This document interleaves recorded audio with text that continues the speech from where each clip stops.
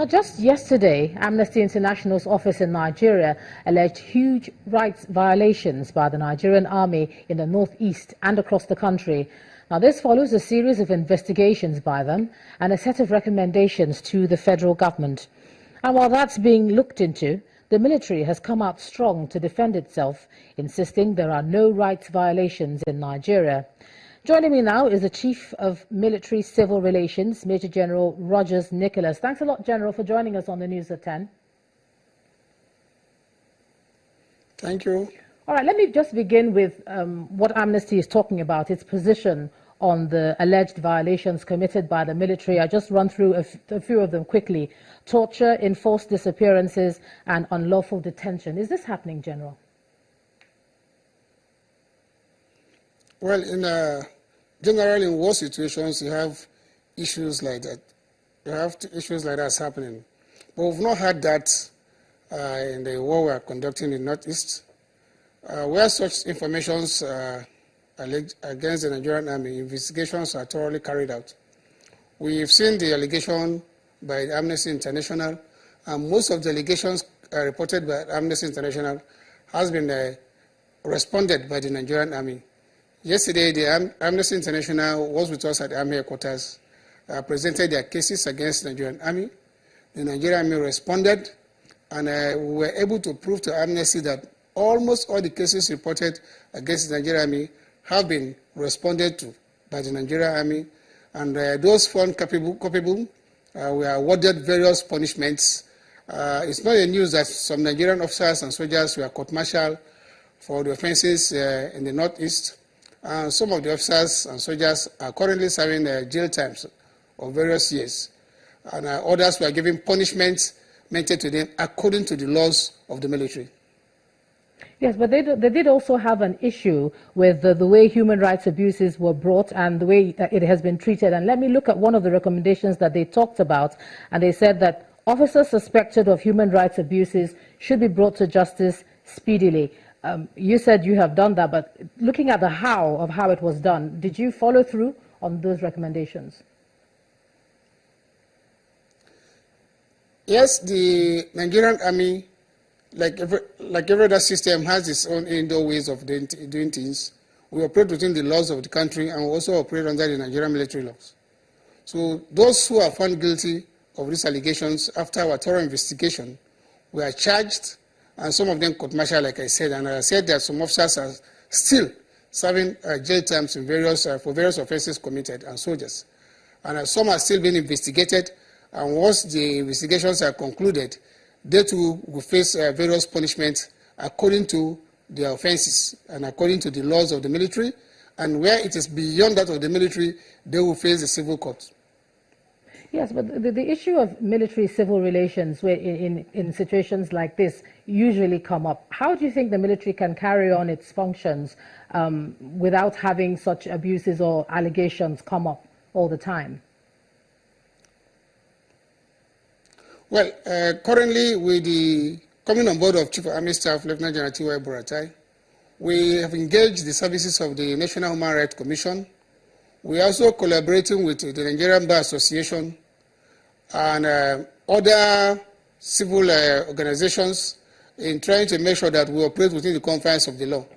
As I speak to you now, all our operational areas have representatives of Nigerian Bar Association who are experts in human rights violation issues.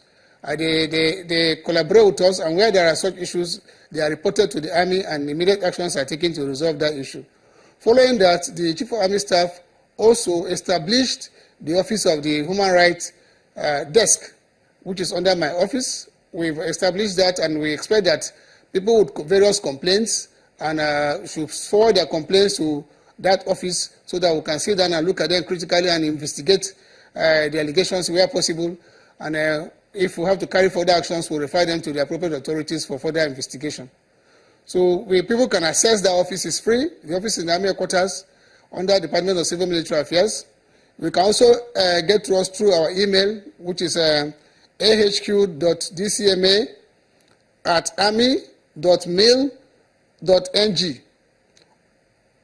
All right, Chief of Military. You can also get us through my personal number, which I've given us severally.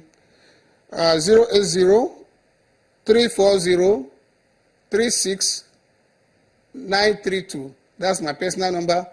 We also have a desk officer's number, which is 080-30-76-7294. So complaints can be channeled through these means, and we assure the general public that those complaints will be treated according to the law with respect to human rights and other issues affecting the Nigerian army and the civilians. We are not going to have a situation where we start quarreling with people. The doors are open, so people are expected to come up with their claims and allegations to us officially, and they'll be investigated. And we assure you that there will be pure transparency in what we are doing. All right, Major General Rogers Nicholas, thanks a lot for sharing your thoughts with us on the news at 10 tonight. We move on to education, where some secondary school students due to enroll for the Unified Tertiary Matriculation Examination today beseeched the South-South Zonal headquarters of the Joint Admissions and Matriculation Board in Benin City. The students who were protesting JAMB's closure of its online registration portal complained that the decision will negatively affect their academic careers.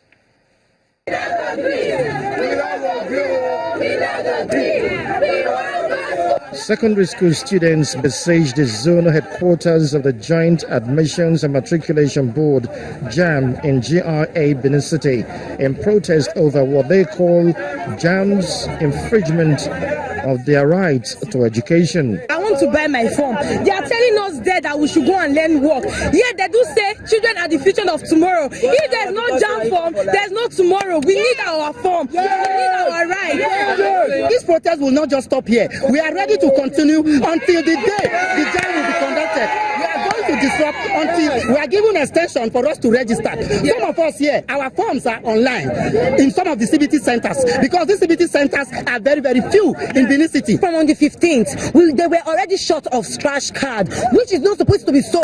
Now, we students that we've not enrolled, including myself, we've not enrolled. Now we're coming here to enroll. They said we can't enroll. For what? Why? And the man has the right to tell us that we should go and learn work. We don't want it at all.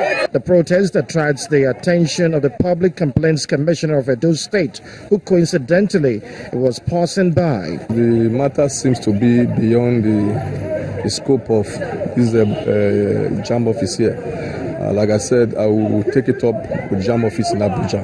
They are complaining about the fact that they have not been able to register for their JAMB. So the matter will be taken up. The South-South Zonal Coordinator of JAMB, Mrs. Priscilla Ogunshola, while reacting to the protest, observed JAMB of wrongdoing. They kept on announcing that this will be closing on the 5th of February, and it did came to an end, and that's just it.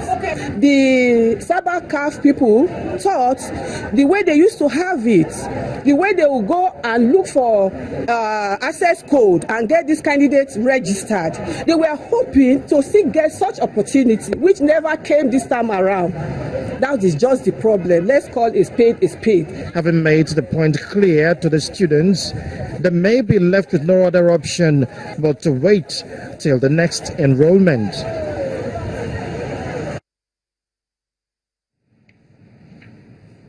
The federal government is projecting a revenue of over 250 billion naira from the solid minerals sector in 2016.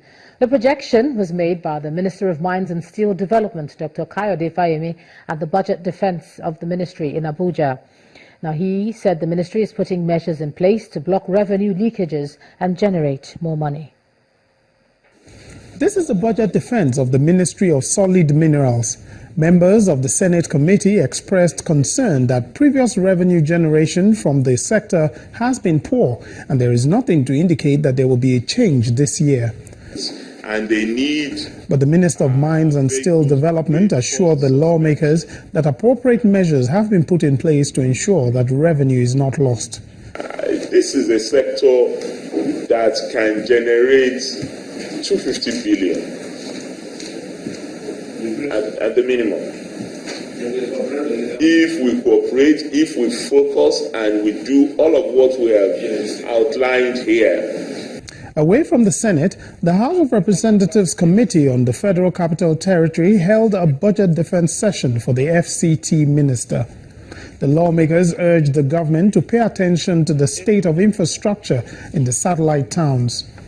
If we can provide infrastructures to these areas, I think they don't need to come to the city. They can as well stay in Kuba and do their own businesses, and the same stay in Krishi and do their own businesses. I'm saying this so that you give attention to the satellite town, open more road, so that there will be free traffic. Meanwhile, the House Committee on Climate Change has criticized the Petroleum Ministry for not making any budgetary provision for climate change issues. Why we have done this is the 5th meeting that we are holding, is because if Mr. President goes out there to make lofty, laudable declarations on behalf of the good people of the Federal Republic of Nigeria, and upon coming back, the MDAs that are saddled with the responsibility of implementing these declarations are not seen to be matching his pronouncements with verifiable practical actions on ground, then it becomes a problem. We have a lot of agencies, and as the chairman said, Petroleum Ministry is at the heart of climate change. We drill, we produce, so a lot of things happen. So by the time we come back next week, the minister will come back personally. By the time we come back, all these issues will be trashed out. Definitely, we have a stake in climate change. These committees are working to complete their part as quickly as possible as the National Assembly works to conclude its scrutiny of the 2016 budget proposal. Chief Whip. When the news at 10 returns, Chief Executive Officer of FMDQ OTC, Bola Onodele, advocates an adjustment of the parallel window through tactful monetary policies. And that will be on business. Please stay with us.